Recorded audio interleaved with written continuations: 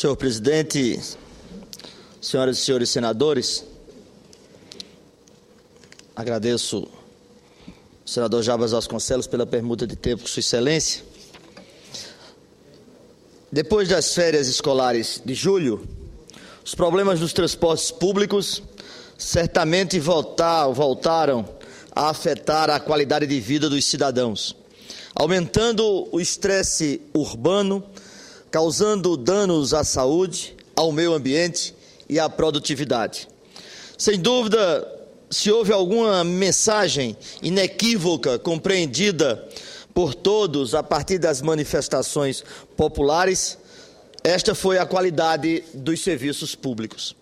A crise da mobilidade urbana decorre mormente em meio a tantas deficiências de congestionamentos cada vez mais intensos, atrapalhando o fluxo normal das vias nas cidades, mesmo algumas de médio porte.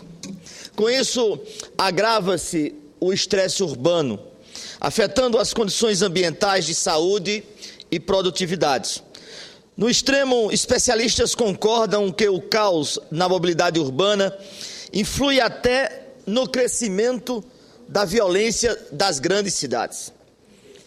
Senhor presidente, segundo estimativas divulgadas recentemente pela mídia, pelo menos 2 milhões de brasileiros estavam às ruas reivindicando melhorias gerais, sobretudo no transporte urbano. A falta de qualidade do serviço público oferecido pelo Estado, mediante concessões, permissões aos empresários do setor, tem sido criticada pela população brasileira. Isto tira o sono do brasileiro que depende da condução para trabalhar, estudar ou aproveitar algumas oportunidades para o seu lazer. Em São Paulo, por exemplo, 61% dos paulistanos despendem entre 1 e 3 horas por dia em congestionamentos, no trajeto de casa ao trabalho. O Instituto de Estudos Avançados da Universidade de São Paulo calcula que 11 milhões de reais são perdas diárias com combustível e tempo durante estes congestionamentos. Nada surpreende a urbanização tão acelerada quanto desorganizada tem pesado na normatização do trânsito no Brasil. Enquanto nos anos 60, apenas 40% dos brasileiros habitavam nas nossas cidades, hoje cerca de 85% da população vive nos centros urbanos. Com isso, as cidades se desagregam, afastando os trabalhadores do centro de emprego. Não é por acaso, contra isso, estudam-se atualmente políticas de estímulo à concentração nas cidades, reunindo em um mesmo espaço urbano trabalho, moradia e lazer. Na verdade, desde abril de 2012, vigora a legislação que prevê novas regras e condicionamento para as obras públicas urbanas, definindo um marco regulatório de mobilidade urbana. Trata-se da Lei 12.587, que também dispõe sobre novas exigências impostas às prefeituras dentro do âmbito do planejamento urbano. Ela lhes estabelece princípios que impõem o transporte público coletivo como prioridade incontestável no ordenamento do plano diretor. Outra novidade recai sobre a obrigação dos municípios de terem de divulgar impacto nos benefícios tarifários concedidos ao valor ou no valor cobrado pelo transporte público. Enquanto aguardamos os efeitos alentadores da nova norma adotada, temos que nos conformar com os dados assustadores que nos informam que a atual frota em circulação no Brasil já se aproxima de 100 mil unidades com uso médio de 5 anos. 100 mil unidades com uso médio de 5 anos. De acordo com a Associação Nacional de Transportes Urbanos, quase 2.000 empresas atuam neste mercado, que emprega 500 mil trabalhadores. No entanto, a distribuição desse serviço é bastante irregular em todo o território nacional, pois apenas 2.000 cidades dispõem de um sistema organizado de transporte coletivo. O que é mais dramático é que tal sistema não atende aos anseios de deslocamento e de qualidade dos usuários, tampouco satisfaz as metas de produtividade por parte dos empresários. Cabe recordar que já houve um tempo em que se transportavam 900 mil passageiros por dia. Hoje mal se alcança a marca dos 400. Para agravar esse quadro, a alta nos preços dos itens que compõem a estrutura de custos do transporte coletivo, como óleo diesel e salário, pesou sobre o aumento desenfreado das tarifas de ônibus. Do outro lado, o passageiro, para além da carestia das tarifas, as queixas ficam desde a constatação de frota velha, suja, lenta, falta de linhas e desrespeito a horários programados e a direitos adquiridos por cidadãos brasileiros. Infelizmente, senhor presidente, empresários do setor, gestores públicos e urbanistas emitem hoje sinais de consenso sobre a iminência de uma mudança radical. Embora nos últimos 15 anos, uma política visível de valorização e incentivo ao transporte individual tenha sido eficaz para os objetivos da macroeconomia, tal política muito deixou a desejar para a ordenação do transporte público nacional. Segundo a coordenação do Movimento Nacional pelo Direito ao Transporte Público de Qualidade, por exemplo, os paulistanos chegam a permanecer, num período de 1 ano, nada mais do que o equivalente a 40 dias dentro de carros ou de ônibus.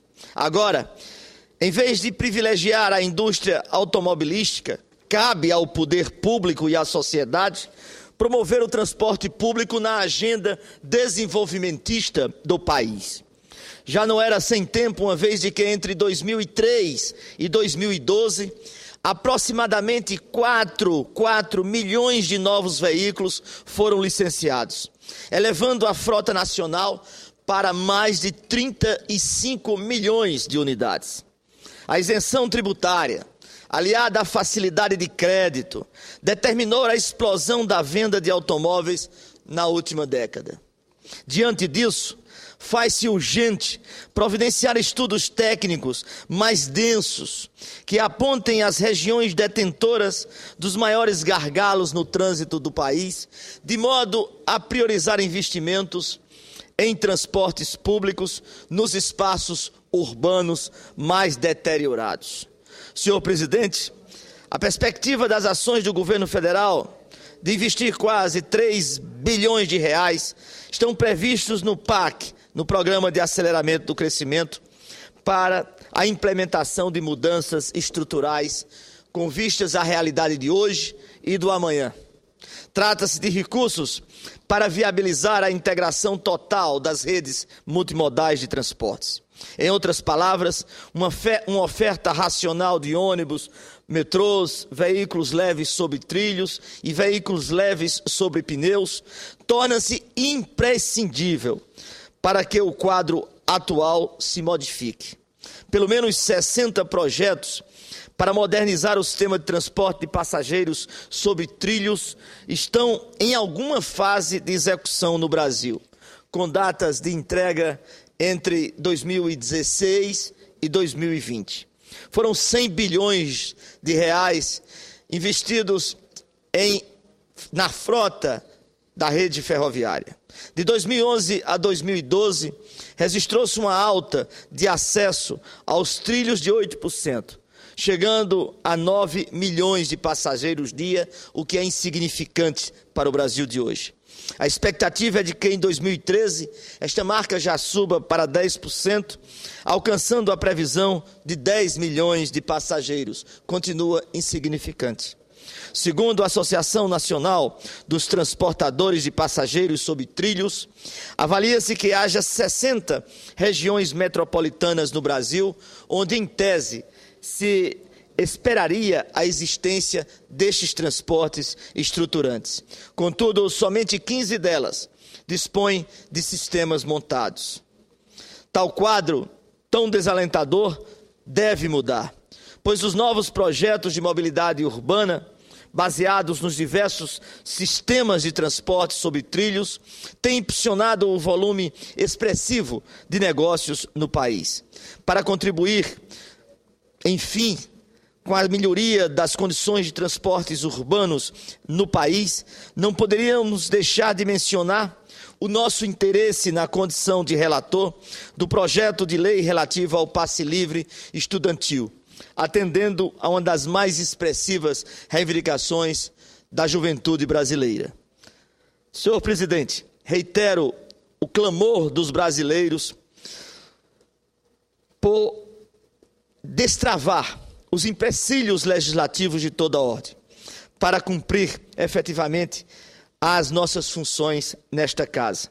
Na condição de relator da proposição que institui o passe livre estudantil, da autoria do senhor presidente Renan Calheiros, já nos dispomos, entre outras iniciativas, a participar desta nova fase de entendimentos. O projeto chega à Comissão de Constituição e Justiça e, imediatamente, nós vamos proceder a audiências públicas para tratar desta matéria. Entendo que há uma necessidade de uma resposta imediata da sociedade no que diz respeito aos transportes urbanos no país. Era o que eu tinha a dizer, senhor presidente.